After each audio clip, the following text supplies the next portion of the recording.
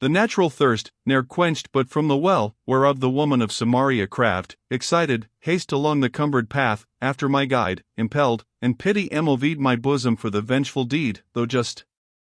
When lo! Even as Luke relates, that Christ appeared unto the two upon their way, near risen from his vaulted grave, to us a shade appeared, and after us approached, contemplating the crowd beneath its feet. We were not ware of it, so first it spake, saying, God give you peace, my brethren. Then sudden we turned, and Virgil such salute, as fitted that kind greeting, gave, and cried, Peace and the blessed counsel be thy lot awarded by that righteous court, which me to everlasting banishment exiles.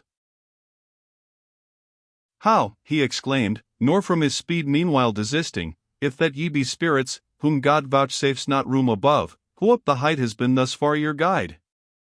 To whom the bard, if thou observe the tokens, which this man tracked by the finger of the angel bears, 'tis plain that in the kingdom of the just he needs must share.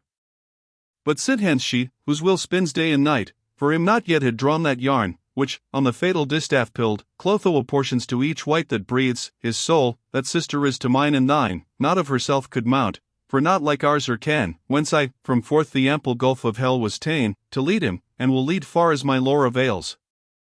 But, if thou know, instruct us for what cause, the mount erewhile thus shook and trembled, wherefore all at once seemed shouting, even from his wave-washed foot. That questioning so tallied with my wish, the thirst did feel abatement of its Aegean from expectance. He forthwith replied, in its devotion not irregular this mount can witness, or by punctual rule unsanctioned, here from every change exempt. Other than that, which heaven in itself doth of itself receive, no influence can reach us. Tempest none, shower, hail or snow, hoar frost or dewy moistness, higher falls than that brief scale of threefold steps, thick clouds nor scudding rack are ever seen, swift glance ne'er lightens, nor Thomantian iris gleams, that yonder off in shift on each side heave in. Vapor adust doth never mount above the highest of the trinal stairs, whereon Peter's vicegerent stands. Lower perchance, with various motion rocked, trembles the soil, but here, through wind and earth's deep hollow pent, I know not how, yet never trembled, then trembles, when any spirit feels itself so purified, that it may rise, or move for rising, and such loud acclaim ensues. Purification by the will alone is proved, that free to change society seizes the soul rejoicing in her will.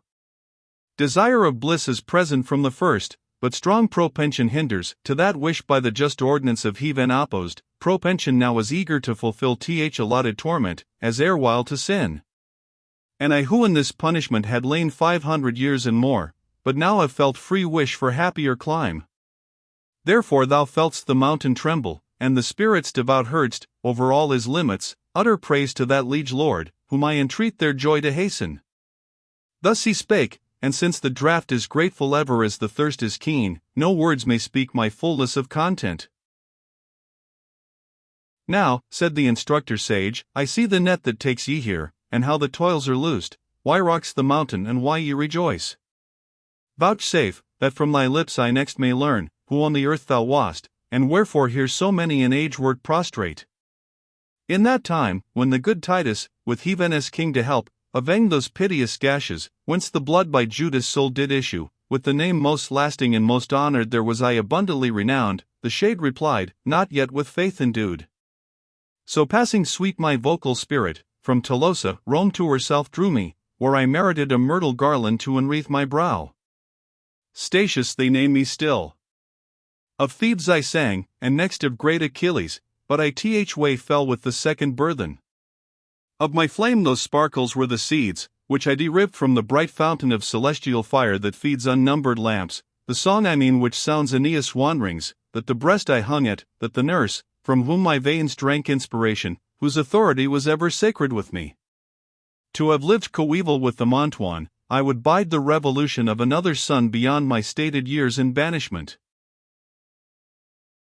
The Montuan, when he heard him, turned to me, and holding silence, by his countenance enjoined me silence, but the power which wills, bears not supreme control, laughter and tears follow so closely on the passion prompts them, they wait not for the motions of the will and nature's most sincere.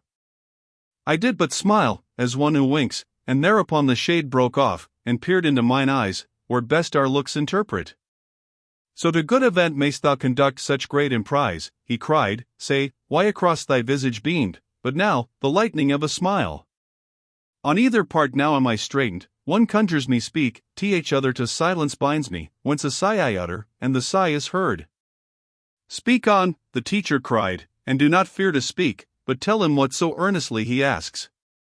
Whereon I thus, perchance, O ancient spirit, thou marvelst at my smiling.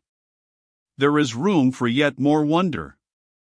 He who guides my can on high, he is that Montuan, led by whom thou didst presume of men and gods to sing. If other cause thou deem dst for which I smiled, leave it as not the true one, and believe those words, thou spak'st of him, indeed the cause. Now down he bent to embrace my teacher's feet, but he forbade him, brother. Do it not, thou art a shadow, and behold'st a shade. He rising answered thus, now hast thou proved the force and ardor of the love I bear thee, when I forget we are but things of air, and as a substance treat in empty shade.